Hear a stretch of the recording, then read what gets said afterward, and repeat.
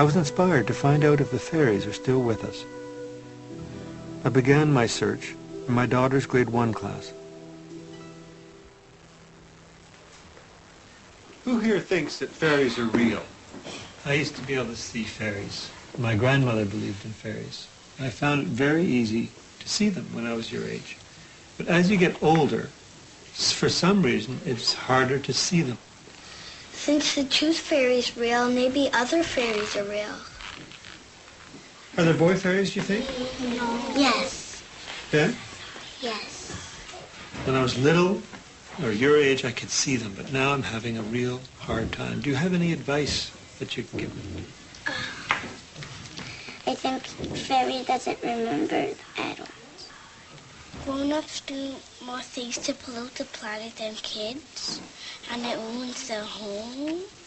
I think just maybe kids have better eyesight. If you really stare at a plant, they probably wouldn't come because they don't like to be totally visible.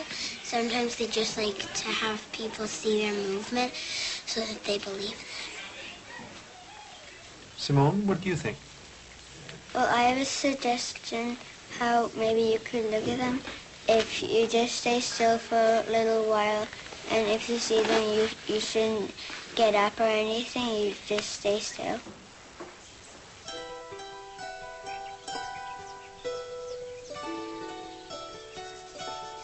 In the adult world of materialism and rational thinking, it's hard to imagine that fairies could be real.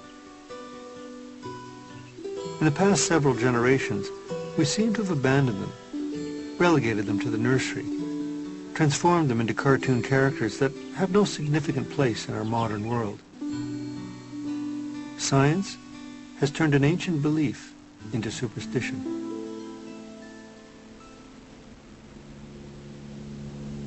This desire to believe in another world hasn't changed over time. Some say that today's aliens are a repackaged version of a very old set of myths and narratives of fairy lore.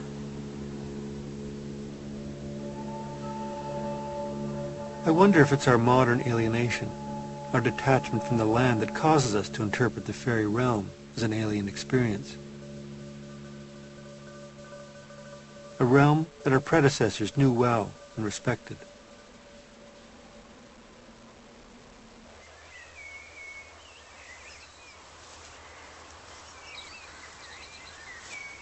In Devon, England, I met a young man, Peter Aziz, who was trained to see this other world. His Hungarian grandmother practiced shamanism and taught him how to see the fairies.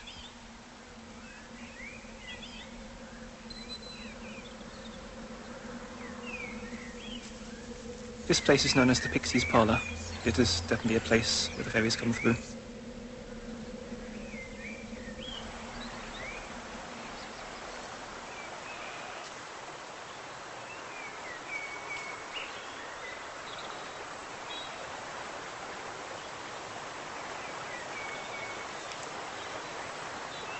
This particular rowan tree, being quite an old one, and has been chosen as a doorway by the fairies. They come through from their own worlds, and so this, because of this power spot here with the water and so on, it's become an easy spot for them to use, and so they've made it into a kind of sacred tree where it'll always be a doorway. And have you seen the fairies here? Oh yes, quite regularly. There are certain fairies I speak to regularly, others come and go. Do they take on an actual physical form, or is it in the realm of the imagination? It's a mixture. They have a form, but with not very clear boundaries. They have a human-like form, without being quite human. Is it possible for you to see fairies now with us here? I can tune in and see where they are. There's none right in this very spot, but I can tune in and feel where they are. I do have a sense that there's one up by the holly tree further up the stream. And obviously we need to go and talk to it to see if it's going to be open. It might be a bit shy. But you think we can maybe go up and... Yes, it's possible. We can certainly look. I can feel where it is, and so as we approach it, we'll see if it stays there.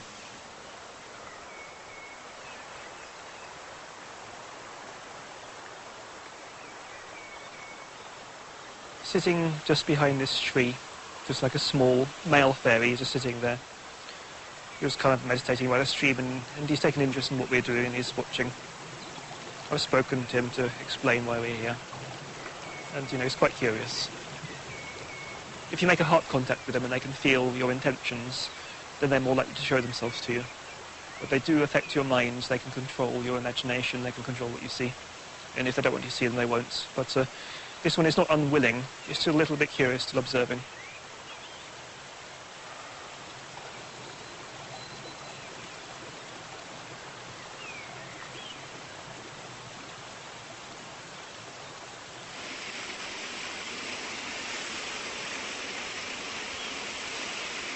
Where is it now?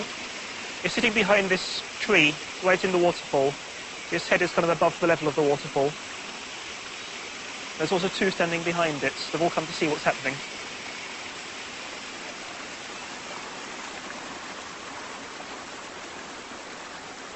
I hadn't planned that I would actually try to photograph a fairy, but Peter had me looking. Even if I couldn't see anything, something inside me was stimulated. And when your imagination is let loose, you begin to see things differently. I'll admit, I began looking for fairies, which surprised me.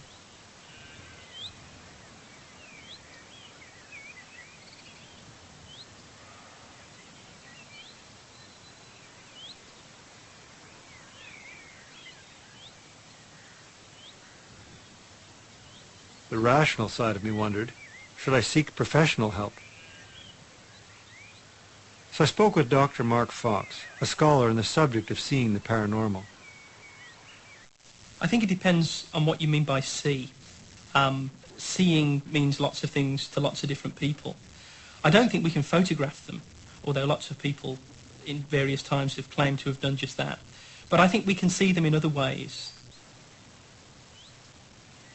Something either exists objectively outside of ourselves in the physical world, or something doesn't exist.